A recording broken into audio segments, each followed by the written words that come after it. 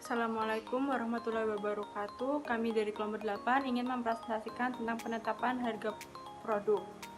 Kelompok kami beranggotakan.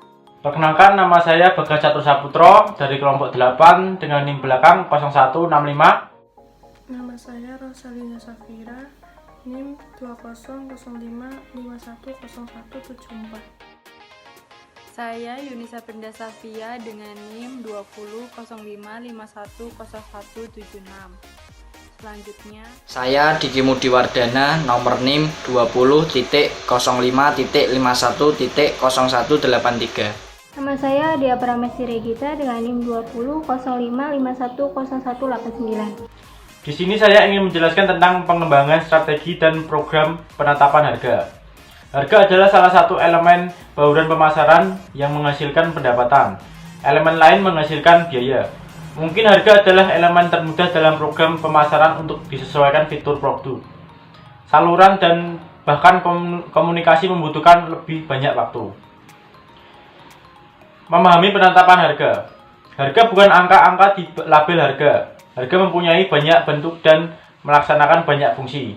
Harga juga terdiri dari banyak komponen. Sepanjang sejarah, harga ditetapkan melalui negosiasi antara pembeli dan penjual. Menetapkan satu harga untuk semua pembeli adalah ide yang relatif modern, yang timbul bersama perkembangan perdagangan eceran skala besar pada akhir abad ke-19. Selanjutnya, lingkungan penetapan harga yang berubah. Praktik penetapan harga telah mengalami perubahan besar dalam tahun-tahun terakhir. Banyak perusahaan melawan kecenderungan harga yang rendah dan berhasil mendorong konsumen membeli produk dan jasa yang lebih mahal dengan menggabungkan formulasi produk unik yang melibatkan kampanye pemasaran. Bahkan, produk dalam kategori pasar swalayan yang sangat kompetitif dapat menikmati kenaikan harga untuk penawaran baru yang tepat. Saat ini, internet juga mempunyai andil membalik tren penetapan harga tepat. Berikut ini disajikan sebuah daftar pendek tentang bagaimana internet memungkinkan penjualan mendiskriminasikan pembeli dan pembeli mendiskriminasikan penjual. Yang pertama, pembeli bisa mendapatkan perbandingan harga secara langsung dari ratusan pemasok. Yang kedua, menyebutkan harga mereka dan berusaha membuat dipenuhi pembeli. Yang ketiga, mendapatkan produk secara gratis. Untuk penjual dapat mengamati perilaku pelanggan dan mengantarkan penawaran kepada perorangan. Yang kedua, untuk penjual dapat memberikan akses untuk harga khusus kepada pelanggan tertentu. Dan yang terakhir, bagaimana perusahaan menetapkan harga? Perusahaan melakukan penetapan harga dengan berbagai cara. Di perusahaan kecil, harga sering ditentukan oleh atasan. Di perusahaan besar, penetapan harga ditangani oleh manajer divisi dan manajer lini produk.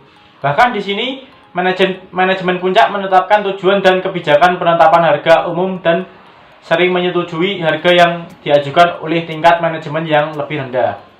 Sekian dari saya, dilanjutkan dengan teman saya, Rosalinda. Penetapan harga. Langkah pertama, memilih tujuan penetapan harga. 2. Menentukan permintaan. 3. Memperkirakan biaya. 4. Menganalisis biaya, harga, dan penawaran pesaing. 5. Memilih metode penetapan harga. 6. Memilih harga akhir. Langkah pertama, memilih tujuan penetapan harga. Semakin jelas tujuan perusahaan, semakin mudah perusahaan menetapkan harga dan memiliki 5 tujuan, yaitu 1. Kemampuan bertahan. 2. Laba saat ini maksimum. 3. Pasar maksimum. 4. Pemerahan pasar maksimum. 5. Kepemimpinan kualitas produk. 1. Kemampuan bertahan. Perusahaan mengejar kemampuan bertahan sebagai tujuan utama mereka. Jika mereka mengalami kelebihan kapasitas, persaingan ketat, atau keinginan konsumen yang berubah. 2. Laba saat ini maksimum. Mereka memperkirakan permintaan dan biaya berasosiasi dengan alternatif dan memiliki harga yang menghasilkan laba saat ini. Tetapi fungsi ini sulit diperkirakan, maka perusahaan mengorbankan kinerja jangka panjang dengan pengaruh variabel bauran pemasaran lain. 3. Paksa pasar maksimum. Beberapa perusahaan ini ingin memaksimalkan pangsa pasar mereka. Mereka percaya bahwa semakin tinggi volume penjualan, biaya unit akan semakin rendah dan laba jangka panjang semakin tinggi. 4. Pemerahan pasar. Perusahaan mengungkapkan teknologi baru yang menetapkan harga tinggi untuk memaksimalkan pasar. 5. Kepemimpinan kualitas produk. Banyak merek berusaha menjadi kemewahan terjangkau. Produk atau jasa yang ditentukan karakternya oleh tingkat kualitas, anggapan, selera, dan status yang tinggi dengan harga yang cukup tinggi agar tidak berada di luar jangkauan konsumen. Contohnya kopi Starbucks atau mobil BMW dan lain-lain. Langkah kedua, menentukan permintaan. Setiap harga akan mengarah ke tingkat permintaan yang berbeda dan karena itu akan memiliki sebagai dampak pada tujuan pemasaran perusahaan. 1. Sensitivitas harga. Kurva permintaan memperlihatkan kemungkinan kuantitas pembelian pasar pada berbagai pilihan harga. Mereka juga tidak terlalu sensitif harga ketika 1. Harga akan sedikit atau tidak ada barang pengganti atau pesaing. 2. Mereka tidak siap memperhatikan harga yang lebih tinggi. 3. Mereka lambat mengubah kebiasaan pembelian mereka. 4. Mereka berpikir harga yang lebih tinggi itu sudah benar. 5. Harga adalah bagian kecil dari total biaya mendapatkan, mengoperasikan, dan memperbaiki produk sepanjang umur hidup produk. 2. Memperkirakan kurva permintaan. Sebagian besar perusahaan berusaha mengukur kurva permintaan mereka dengan menggunakan beberapa metode, yaitu 1. Survei, 2. Eksperimen harga, 3. Analisis statistika, 3. Elastisitas harga permintaan. Salah satu studi komprehensif mengulas periode yang memprovokasi riset akademis selama 40 tahun dan meneliti elastisitas harga menghasilkan sejumlah temuan yang menarik. Langkah ketiga, memperkirakan biaya. Permintaan menetapkan batas atas harga yang dapat dikenakan perusahaan untuk produknya. 1. Jenis-jenis biaya dan tingkat produksinya. Biaya perusahaan mempunyai dua bentuk, yaitu 1. Biaya variabel, bervariasi langsung dengan tingkat produksi. 2. Biaya total, terdiri dari jumlah biaya tetap dan biaya variabel untuk tingkat tertentu. 2. Kalkulasi biaya target. Biaya berubah sesuai skala produksi dan pengalaman. Biaya juga dapat berubah akibat usaha terkonsentrasi oleh perancang, insinyur, dan agen pembelian untuk mengurangi biaya tersebut melalui kalkulasi biaya target. Langkah keempat, menganalisis biaya, harga, dan penawaran pesaing. Mula-mula perusahaan harus mempertimbangkan harga pesaing terdekat. Jika penawaran perusahaan mengandung fitur-fitur yang tidak ditawarkan oleh pesaing terdekat, perusahaan harus mengevaluasi nilai mereka bagi pelanggan dan menambahkan nilai itu ke harga persaingan. Langkah 5. Memilih metode penetapan harga. Harga pesaing dan harga produk pengganti memberikan titik orientasi perusahaan memilih metode 6 penetapan harga. Pertama, penetapan harga markup. Metode penetapan harga paling mendasar adalah menambah markup standar ke biaya produk. Perusahaan konstruksi memasukkan penawaran tender dengan memperkirakan total biaya proyek dan menambahkan markup standar untuk laba. Pengacara atau akuntan umumnya menetapkan harga dengan menambahkan markup standar pada waktu dan biaya mereka. 2. Penetapan harga tingkat pengembalian sasaran. Dalam penetapan harga tingkat pengembalian sasaran, perusahaan menentukan harga yang akan menghasilkan tingkat pengembalian atas investasi sasarannya. 3. Penetapkan harga nilai anggapan. Nilai anggapan terdiri dari beberapa elemen, seperti citra pembeli akan kinerja produk, kemampuan penghantaran dari saluran, kualitas, jaminan, keterpercayaan, dan harga diri. Penetapkan harga going rate. Perusahaan mendasarkan sebagian besar harganya pada harga pesaing mengenakan harga yang sama, lebih mahal atau lebih murah dibandingkan harga pesaing utama. 1. Salah satu tujuan lelang yaitu membuang persediaan berlebih atau barang bekas. Ada jenis 3 lelang yaitu 1. Lelang Inggris, 2. Lelang Belanda, 3. Lelang tender tertutup. Langkah 6. Memilih harga akhir. Metode penerapan harga mempersempit kisaran dari mana perusahaan harus memilih harga akhirnya. 1. Kebijakan penetapkan harga perusahaan. Harga harus dengan kebijakan menetapkan harga perusahaan. Pada saat yang sama, perusahaan tidak menolak untuk menentukan penalti penetapan harga di bawah keadaan tertentu. Dampak harga pada pihak lain. Manajemen juga harus mempertimbangkan reaksi pihak lain terhadap terkontemplasi. Selanjutnya akan dibacakan oleh teman saya.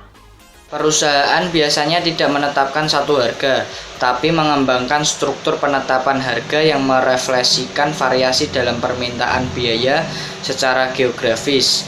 Jadi, yang dimaksud melalui penetapan harga yaitu akan terlihat posisi kelayakan produk dari nilai ekonomisnya. Oleh karena itu, dengan permasalahan ini perusahaan biasanya mengadakan penetapan harga yang disepakati sebelum harga beredar di pasaran. Kemudian sebagai hasil dari pemotongan harga, insentif dan dukungan promosi, perusahaan jarang merealisasikan keuntungan yang sama dari masing-masing unit produk yang dijual.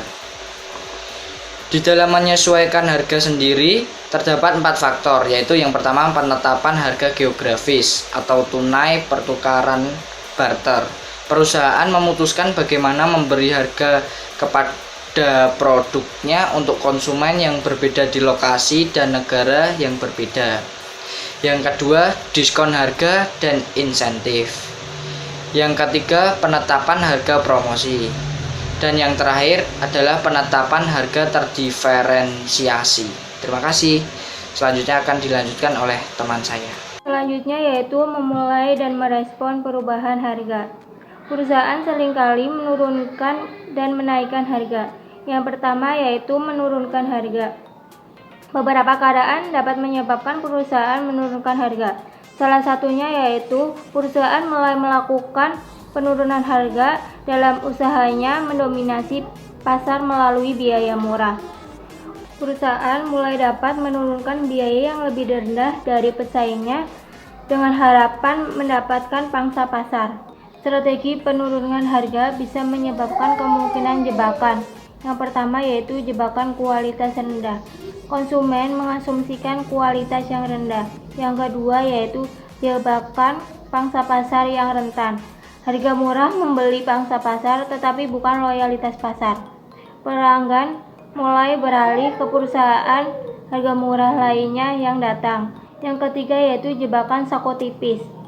Pesaing harga tinggi mulai menandingi harga rendah, tetapi mereka mempunyai kekuatan bertahan lebih lama karena mempunyai cadangan kas yang lebih banyak. Yang keempat yaitu jebakan perang harga.